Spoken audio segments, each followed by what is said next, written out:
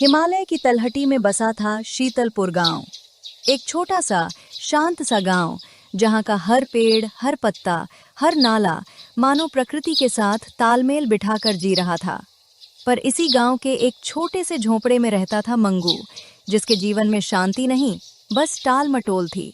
और टाल मटोल का एक नाम था कल। ए ठाकुर, अब आप ही बताइए, क्या करूं मैं इस आलसी आदमी का। मंगूलाल, मंगूलाल जी, श्रीमान जी। सूरज देवता तो आधा आसमान पर पहुंच गए, चीलें आसमान में चक्कर लगा रही हैं, और आप अभी तक रजाई का दूसरा पार्ट भी नहीं छोड़ रहे। आज खेत में नहर की मरम्मत करनी है। कल रात को आपने ठान ही क्या लिया था? गोमती, कसम खाता हूँ, कल सुबह पहली किरण फूटते ही मैं उठूंगा, फावड़ा लूंगा और नहर को इतना पक्का कर दूंगा कि बाढ़ भी आ जाए तो हमारा खेत हिले नहीं। ये थे आपके वादे, और अब देखिए, सूरज तो पेट पकड़े हंस रहा है। हाँ, अभी रात कहाँ गई? मेरी नींद तो अभी पूरी हुई ही नहीं है गोमती। और फिर ये ठंड तो देखो, ये कंबल मानो मुझसे चिपक गया है। बस 5 मिनट, और 5 मिनट बस, फिर सीधा खेत पे धावा बोल दूंगा। गोमती, 5 मिनट? अरे आपके ये 5 मिनट तो महाभारत के युद्ध जितने लंबे होते हैं।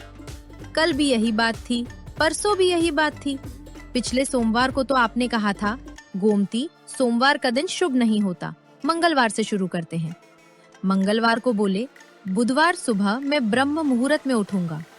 बुधवार को ठंड बहाना बना दिया। अब बताइए, अनाज का क्या होगा? हवा खाएंगे क्या, या फिर रजाई के नीचे से चुराए हुए समय का हलवा बनाकर पिएंगे? अच्छा, उठ गया ना? देखो उठ गया। पर गोमती, एक बात बताओ, क्या सच में चीलें चक्कर लगा रही हैं? मतलब मेरी मौत का इंतजार कर रही हैं? थोड़ा तो हौसला बढ़ाने वाली बातें किया करो। उठो प्रिय, फूल खिल रहे हैं, भौरे गा रहे हैं, वगैरह वगैरह। भौरे तो कब के आपकी आलसी खबर लेने चले गए, अब तो गिद्ध ही बचे हैं। जल्दी करो, नहाने का पानी रखा है। वैसे भी अब उठे हो तो क्या करोगे? नहाने खाने में 2 घंटे, फिर चाय पीने में 1 घंटा, फिर बैठक में गप्पे मारने जाओगे, शाम हो जाएगी, नहर तो कल ही टूटेगी। क्या नाराजगी है इस औरत को? बस एक दिन ठीक से सो भी लूं, सारे गांव को पता चल जाता है। अरे मैं आलसी थोड़े ही हूं, मैं तो ऊर्जा संरक्षण करता हूं। जब काम करूंगा, जोरदार करूंगा। कल से नहीं, सोमवार से पक्का। और ऐसे ही मंगू का आज फिर से कल में बदल गया।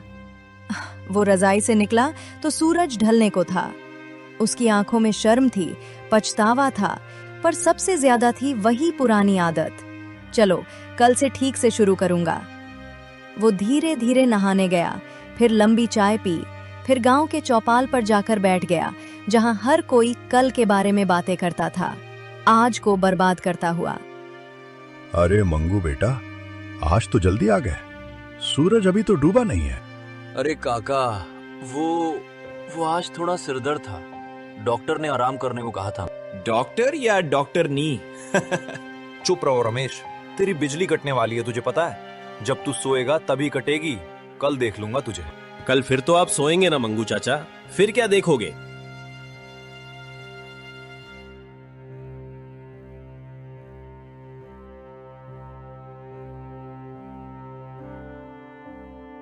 मंगू, आज दुकानदार आया था, बोला या तो पुराना कर्ज चुका दो या फिर अब आटा नहीं देंगे। कल सुबह तक का वक्त दिया है। कल सुबह? पर अभी तो खेत में फसल तैयार नहीं है, और नगद पैसे कहाँ है? पता नहीं, तुम्हारे पास तो बस कल है, शायद कल से ही कर्ज चुका देना। उस रात मंगू सो नहीं पाया। पहली बार उसे अपने कल पर गुस्सा आया। वो बिस्तर पर करवटें बदलता रहा। आखिरकार सुबह होने से पहले ही उसने फैसला किया, वो कर्ज लेने के लिए अपने काका के पास जाएगा, शायद वो मदद कर दें।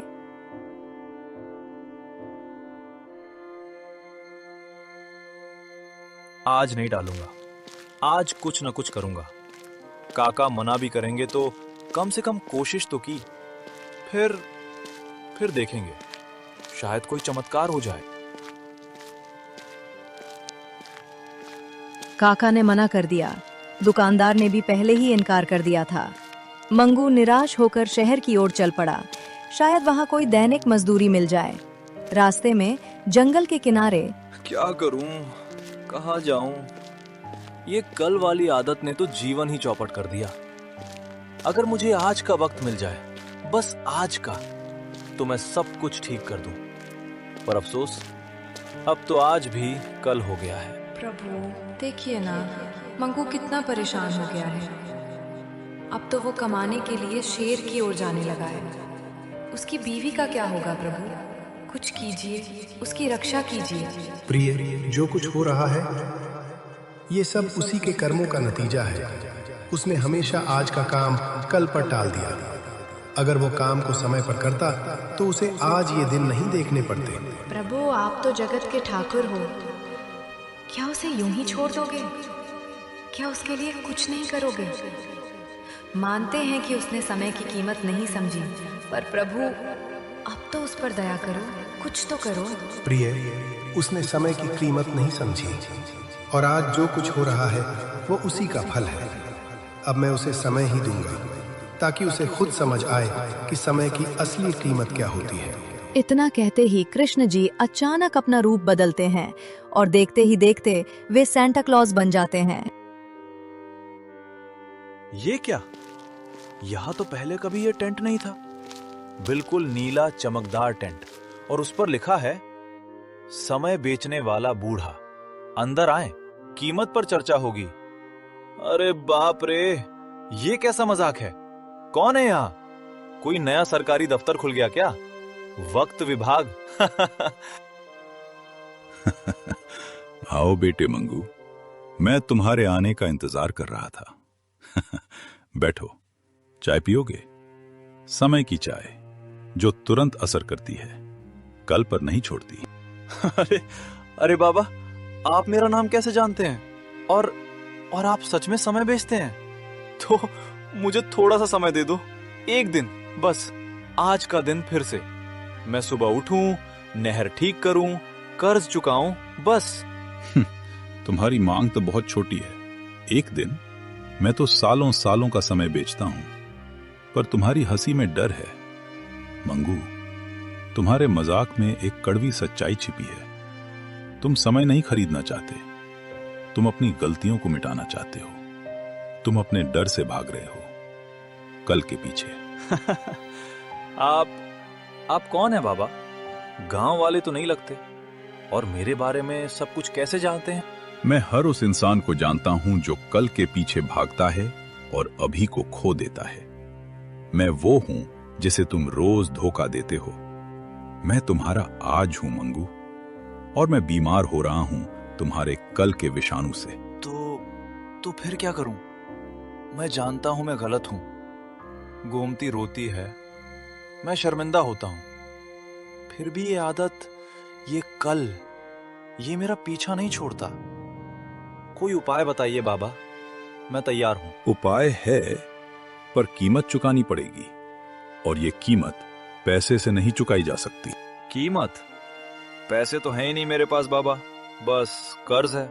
वो तो ठीक है, पैसे नहीं, तुम्हारी वो आदत चाहिए, वो जहर चाहिए जो तुम्हारा समय, तुम्हारी ऊर्जा, तुम्हारे सपने सब खा रहा है। तुम्हारा आलस, तुम्हारी टाल मटोल, तुम्हारी कल करूंगा वाली सोच, वो सब कुछ मुझे दे दो, सारा का सारा, और बदले में तुम्हें वो समय मिल जाएगा जो तुमने कभी खोया ही नहीं, बस अनदेखा किया है। तुम्हारा अभी जीवित हो उठेगा। बाबा, ये आदत मेरे साथ बरसों से है, जैसे मेरी ही परछाई हो। अगर मैं इसे छोड़ दूं, तो क्या मैं खुद भी बदल नहीं जाऊंगा? फिर मैं कौन रहूंगा बाबा? क्या मैं वही मंगू रह पाऊंगा, या फिर बिल्कुल कोई और बन जाऊंगा? तुम वही बनोगे मंगू जो तुम हमेशा से बन सकते थे। एक जिम्मेदार किसान, एक प्रेम करने वाला पति, एक सच्चा मेहनती इंसान। छाया हमेशा अंधेरा ही देती है बेटा। अब तुम्हें रोशनी में चलना सीखना होगा। फैसला तुम्हारे हाथ में है। अंधेरा पकड़े रहना है या उजाले की तरफ कदम बढ़ाना है। ठीक है, ले लीजिए। ये आदत, ये बोझ, ये कल पर टालने की लत, सब ले लीजिए। मैं अब थक गया हूं इससे लड़ते लड़ते, बस अब और नहीं। मैं तैयार हूं बाबा, कीमत चुकाने के लिए भी और बदलने के लिए भी। बस बस फैसला हो गया बेटा, अब जाओ। और याद रखना, अब तुम्हारे पास कोई बहाना नहीं बचा। तुम्हारा कल अभी यहीं समाप्त हो गया है। तुम्हारा आज नहीं, तुम्हारा अभी यही क्षण से शुरू हुआ है। देखो, तुम्हारी छाया हल्की हो गई है।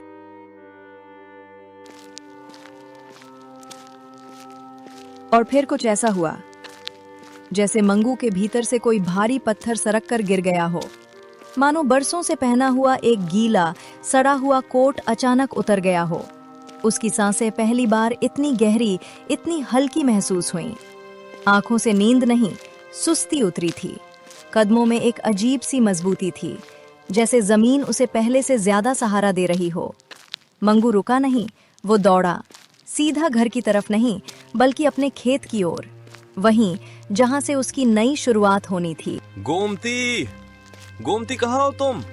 चलो अभी खेत चलते हैं, अभी इसी वक्त। क्या क्या कहा तुमने? मंगू, तुम ठीक तो हो ना? कहीं जंगल में भूल चूक में कोई जहरीला पत्ता वत्ता तो नहीं चबाया? बुखार तो नहीं चढ़ गया? सुबह तो बिस्तर से उठने का नाम ही नहीं ले रहे थे, और अभी अचानक क्या ख्याल आ गया तुम्हें? बुखार नहीं चढ़ा है गोमती, बुखार उतर गया है। वो पुराना, लंबा, कल कल कल वाला बुखार। चलो अभी चलते हैं। आज का काम आज नहीं, अभी का काम अभी। मंगू, ये कैसे हुआ? तुम्हारी बातों में, तुम्हारी आंखों में कुछ तो बदल गया है। ये वही आदमी नहीं है जो सुबह तक था। जंगल में क्या हुआ था तुम्हारे साथ? बस इतना समझ लो गोमती, मैंने एक बूढ़े के हाथों अपनी सबसे खराब, सबसे पुरानी आदत बेच दी, और उसने बदले में मुझे मेरी सबसे अच्छी, सबसे कीमती चीज वापस दिला दी, मेरा अपना समय। चलो अब एक पल भी बर्बाद नहीं करेंगे।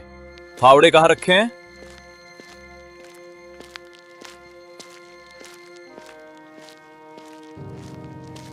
और फिर वहीं से शुरू हुई एक नई कहानी, मंगू की असली कहानी।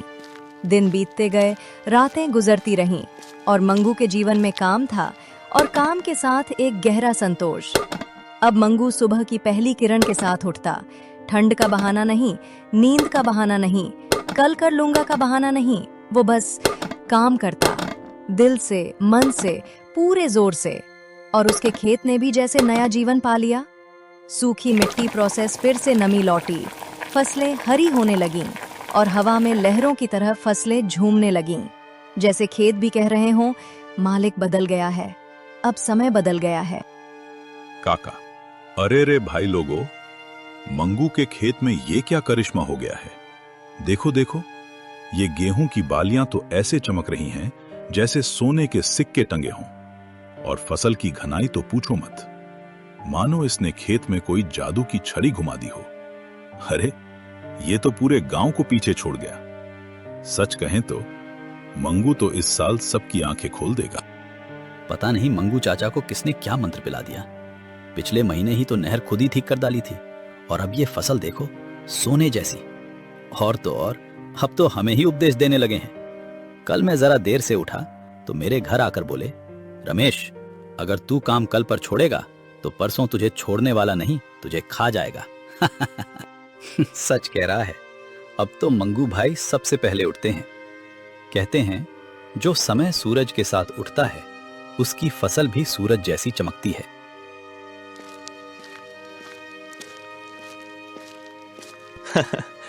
अरे नहीं भाई लोगों, कोई जादू टोना नहीं है। बस एक बात समझ में आ गई, जो समय हमारी सांसों में बह रहा है, जो मेहनत हमारे हाथ इस पल में कर सकते हैं, वही असली समय है। कल तो एक झूठा सिक्का है जो बाजार में कभी चलता ही नहीं। अभी, हां, अभी सोने का सिक्का है। और मैंने अपने पुराने जंग लगे कल वाले सिक्के एक बूढ़े के हाथ बेच दिए हैं। कौन बूढ़ा रे भाई? कहाँ मिलता है वो?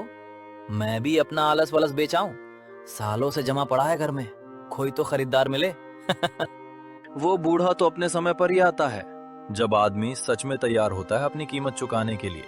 पर एक बात मान लो, उससे किया सौदा जिंदगी का सबसे बड़ा, सबसे बढ़िया सौदा होता है। मंगू, आज आटे का तीसरा डिब्बा भर गया और देखो सारा कर्ज भी चुक गया है। दुकानदार तो अब खुद हमारे घर आकर कहता है, भाभी जी कभी भी उधार ले जाओ। सच कहूँ, मुझे आज भी यकीन नहीं होता। कभी कभी तो लगता है जैसे मैं कोई सपना देख रही हूँ।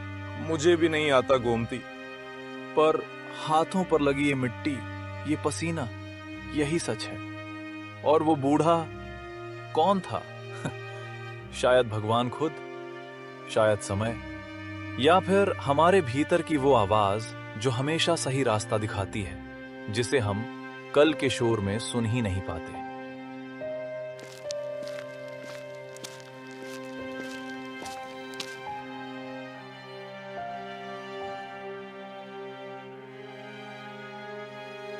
उस बूढ़े को फिर कभी देखा?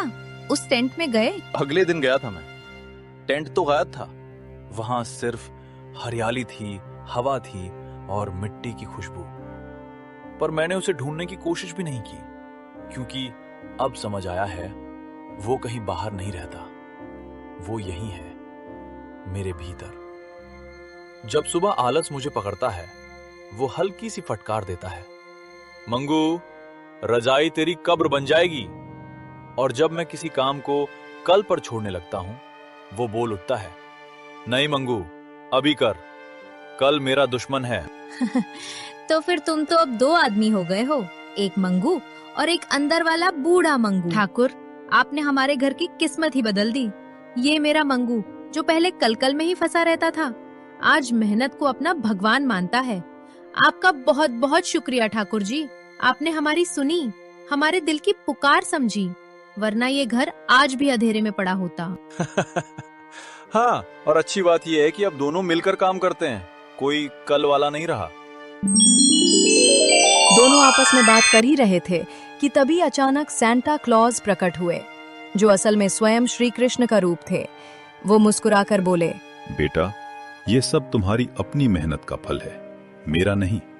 तुमने अपना कल छोड़ दिया और बदले में मैंने तुम्हें तुम्हारा आज लौटा दिया। और इसी तरह मंगू ने समझ लिया कि असली समय वो नहीं होता जो आने वाला है। असली समय तो वही है जो हमारी उंगलियों के बीच से अभी बह रहा होता है।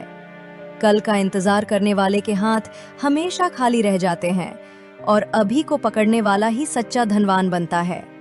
क्योंकि समय बेचने वाला कोई बूढ़ा नहीं होता, वो तो हमारा अपना फैसला होता है, हमारी अपनी आदत। जीवन का सबसे बड़ा सौदा यही है, अपनी बुरी आदतों और अपने डर को बेचकर अपना वर्तमान खरीद लेना, क्योंकि जीवन बस अभी का दूसरा नाम है।